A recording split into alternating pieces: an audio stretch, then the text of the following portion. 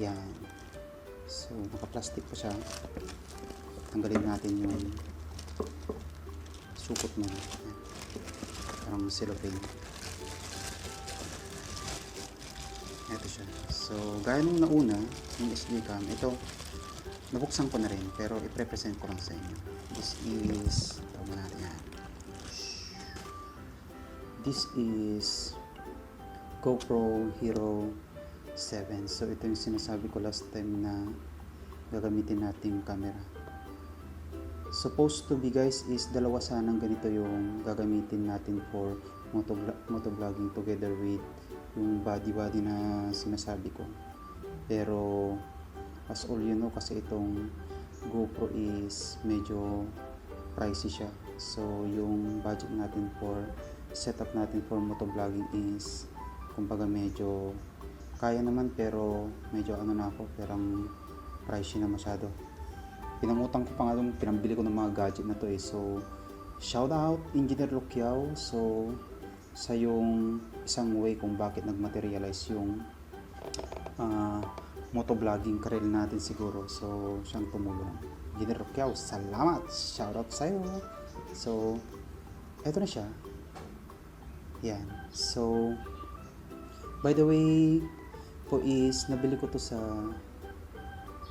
in-order ko siya sa Uniways. Punta po kayo sa Facebook page nila, hindi naman po ako nabigo sa kanila.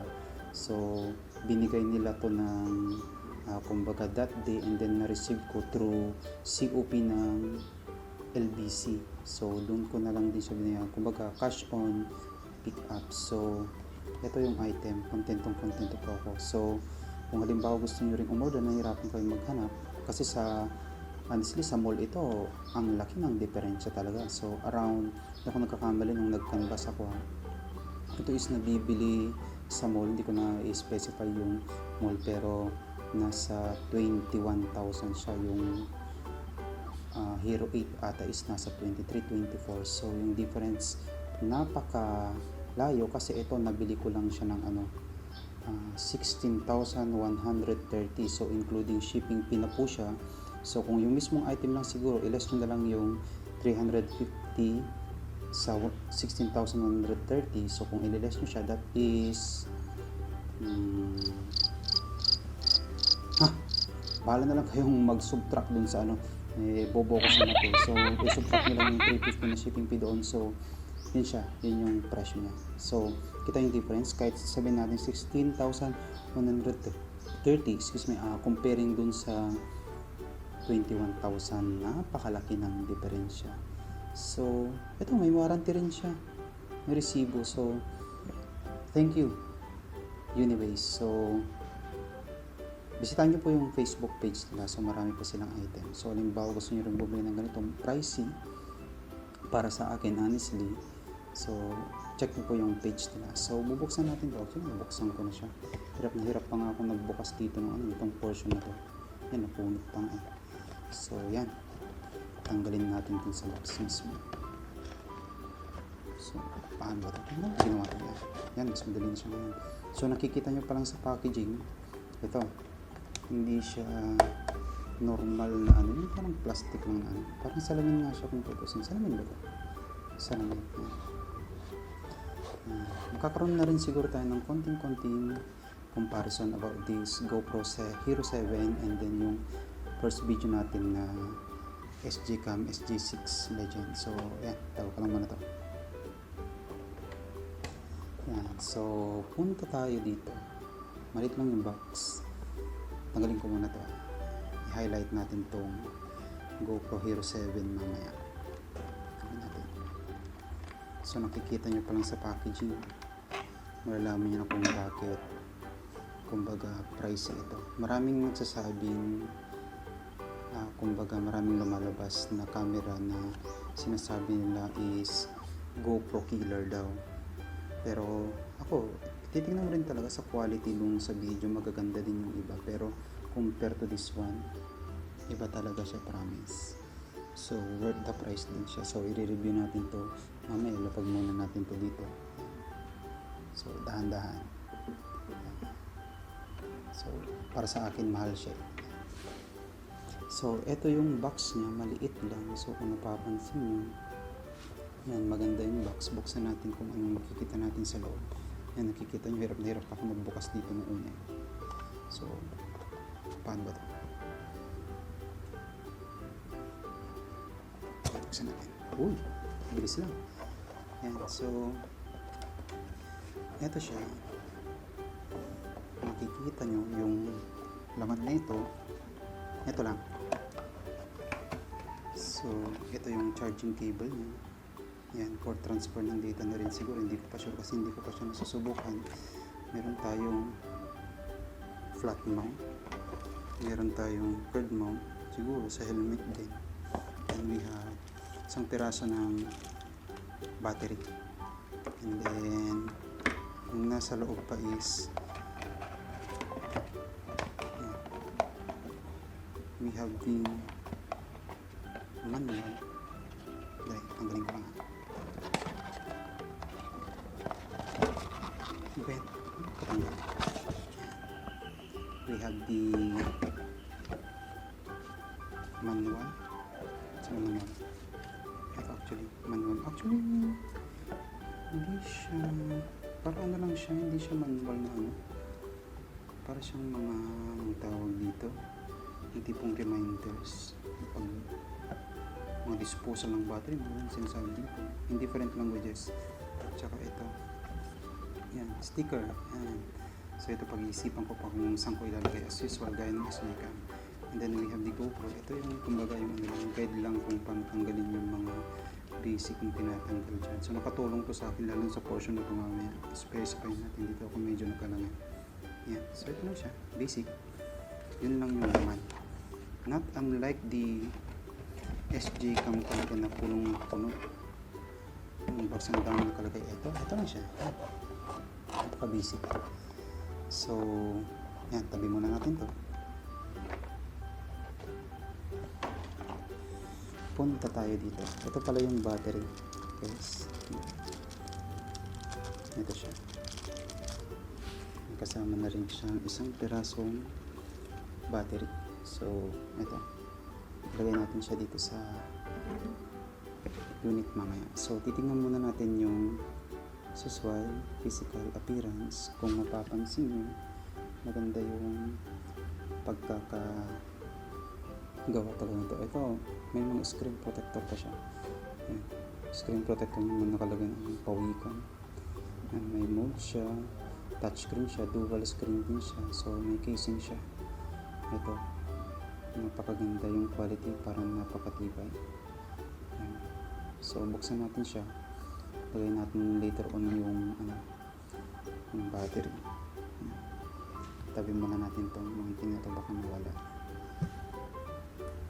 So, punta tayo dito sa mismong unit.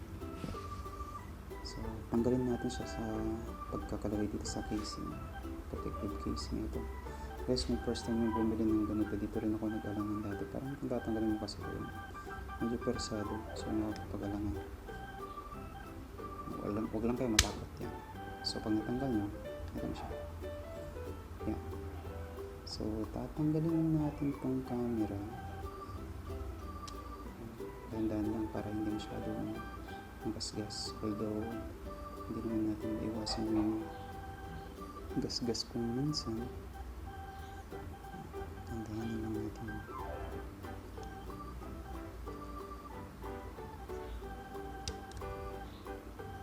So, yeah. Actually ito, ewan ko kung itong gagamitin natin kasi nag-order ako ng yung makikita nyo later on yung tinatawag na Ulanzi version 2 na casing, which is meron siyang paglalagyan ng mic adapter nito. May mic adapter nito, ipapakita ko na lang later on sa sa video, next video siguro sa helmet setup. So doon ko naman siya papakita. May mga in-order din tayong mga accessories nito, makikita nyo siya later on dun sa next video natin, which is siguro yung setup ng helmet. So ito, tanggalin muna siguro natin tong casing para makita nyo yung kumbaga parang screen niya mamaya. So tanggalin ko muna siya. Actually, tinanggal ko na ito dati.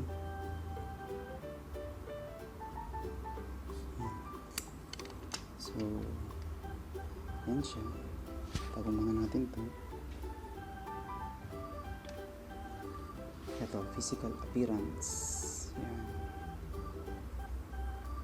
Ito yung lalagyan ng battery. So, lagyan muna natin yung battery. Yun yung lagayan ng memory card pala, pero hindi pa dumadating yung order ng memory card. So, for the meantime, ito na lang muna yung ilalagay natin. So, kung hindi ako nagkakamali, ganito siya. Tama.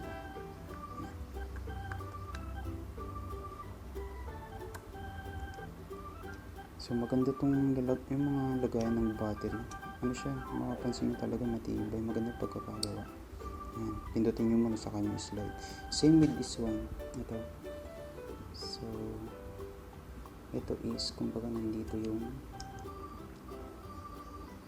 charging port natin. Ito siya. Type C. By the way, Type C nga pala siya. And then, this is HDMI for siguro live streaming or kumbaga idadirect nyo sa TV, mga ganyan. So, hindi rin ako masyadong sure. Dito lang ako sure. Charging port, tsaka dito nyo ilalagay later on. Sinasabi ko din na adapter na pagkamahal-mahal para sa akin. Adapter lang siya pero pricey siya para sa akin. So, isi-set up natin siya later on dun sa helmet. Tatanggalin natin to actually. So, separate video ko na lang siya papakita. Ang papakita ko lang dito is yung kumbaga itsura niya pag naka-on ito. So, yun natin siya. So, by the way, this is also touchscreen. So, ito yung power button ngayon natin. Yan. So, box natin. So, ito siya. Wala siyang SD card. May display siya dito sa likod. Meron din dito sa harapan. So, dito tayo sa harapan muna siguro. Yan. So, parang dun sa SG cam, ito rin siya. Yan. Actually, dito lalabas kung ilang gig pa yung natitira. Parang ganun din. Yan. Tsaka yung oras kung gano'n siya katagal na play.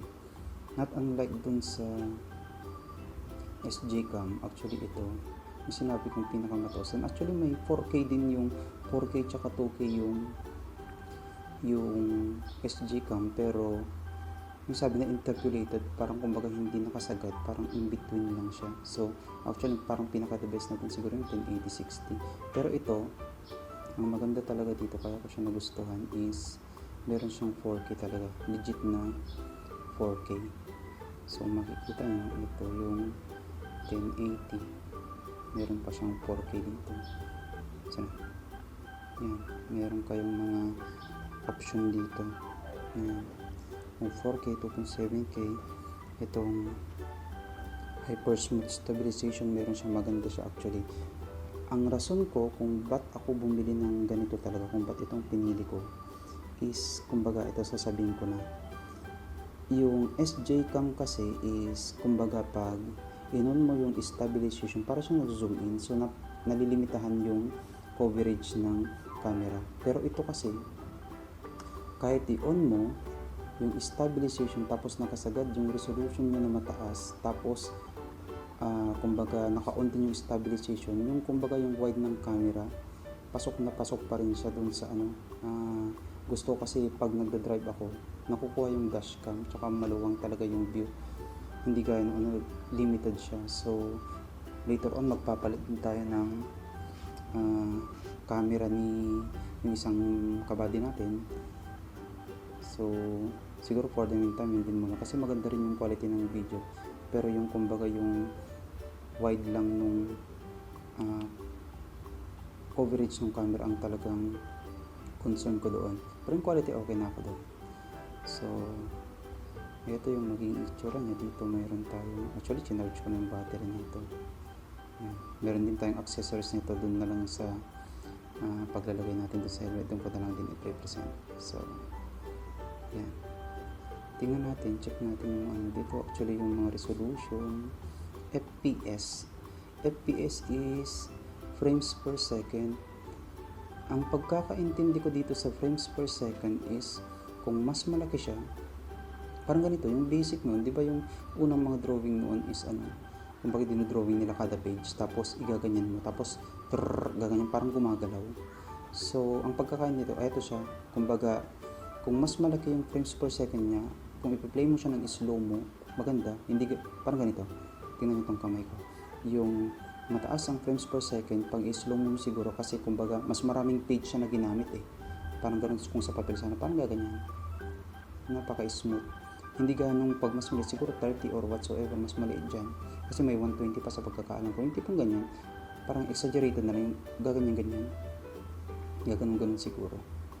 So ito, mabuti to. Yung mga video na parang napaka-smooth ng datingan, so gumagamit sila ng matataas na frames per second. So ito siya, low light, exposure, stabilization. Ito yung sinasabi ko, stabilization. So tingnan natin yung iba. Actually, this is not a full review. Titingnan lang natin yung mga most common na magagamit natin siguro. Ito, kung napapansin nyo, meron pa dito. Ito yung kumbaga tone nyo. Pag nakiklik ka, tumutunog. So may lock screen. Ito, siguro dito tayo mag-concentrate. Dito sa voice command, kung titignan nyo pang preferences nyo, meron kayong makikita dyan. Marami. Pero dito tayo sa voice control, siguro gagamitin ko to. Itong isang kinagandahan nito, pwede mo kumbaga i-operate tong Hero 7 using this command. So magsasalita ka lang, halimbawa gusto mong mag-shoot siya ng video, yan. Kung ito turn on mo siya, ito turn off, using your voice only is kumbaga magagamit mo siya. So napakalaking tulong. Halimbawa nag-moto vlog kami, tapos hindi ko siya kailangan pindutin, kumbaga mag-voice control na lang ako, mag-on na siya, and then siguro mag-start siyang mag-record. So isa yun sa nagustuhan ko dito sa camera na to. Yan. So hindi pa ako masyadong marunong dito. Yan. So pagbalik-balik, yan. Wala din siya naka-install na wala pa siya naka-install na tawag dito, memory card. So hindi pa natin siya magamit.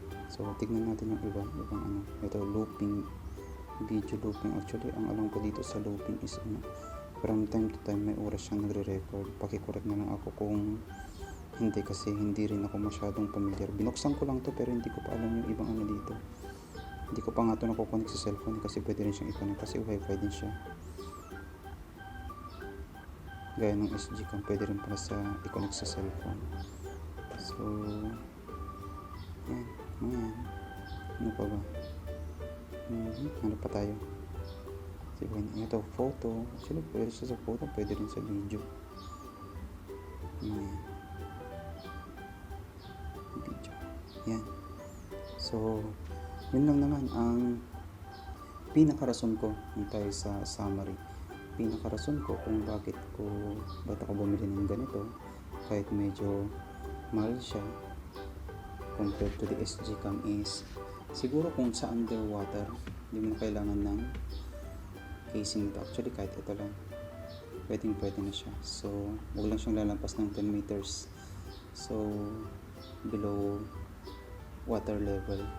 So yun, tsaka yung pinaka is yung tipong kahit naka wide view siya, super wide view, tapos naka yung stabilization, tapos ginagamit mo sa shaky part, kumbaga kuwang-kuwa pa rin yung gusto mong angle for motovlogging. Based on my kumbaga experience, sa kapapanood din ng mga motovlog, kasi na-inspire lang din ako mag-motovlog yun sa mga napapanood ko. So gusto namin gumawa ng memories together with my buddy. So ito siya. This is Gopro Hero 7. Actually may Gopro Hero 8 na. Siguro kung papalitan natin yung SD cam later on, gagawin lang namin siyang secondary, or kumbaga parang dashcam, security cam. So magagamit pa rin natin siya. Hindi naman siya masasayang later. Kung kailan, matagal pa siguro, kasi medyo tight din yung budget natin. So may mga priorities din tayo. Hindi tayo basta pwedeng bumili ng na lang dyan. So ito siya. So kung nagustuhan nyo ulit itong unboxing and konting review about this camera, please like and share this video. Yan. siguro i-click nyo na rin yung notification bell para updated kayo sa mga susunod na video na i-upload ko o i-upload namin. Yan. By the way, may ano pala, pag nag-subscribe pala kayo, yan, meron kayong additional 20 years sa buhay niyo. So, consider nyo i-like itong portion nito. Malay mo, magkatotoo kasi pinagpipray din natin, ride safe nga kayo palagi, sinasabi namin. So, sana magkaroon kayo ng 20 years sa buhay nyo. So, kung nararamdaman yung nasa sunset na kayo, yan, i-like nyo to video na to para magkaroon kayo ng additional 20 years. Kung hindi nyo naman ni-like, ayaw ko namang manumpa. Baka mamaya hindi ka nag-like, minus 20, hindi naman.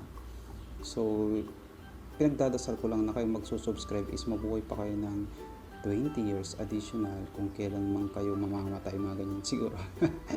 So, again, this is MOTO and maraming salamat sa panunood. Yeah, this is Gopro Hero 7. So, ride safe always, God bless, and again, I am signing off.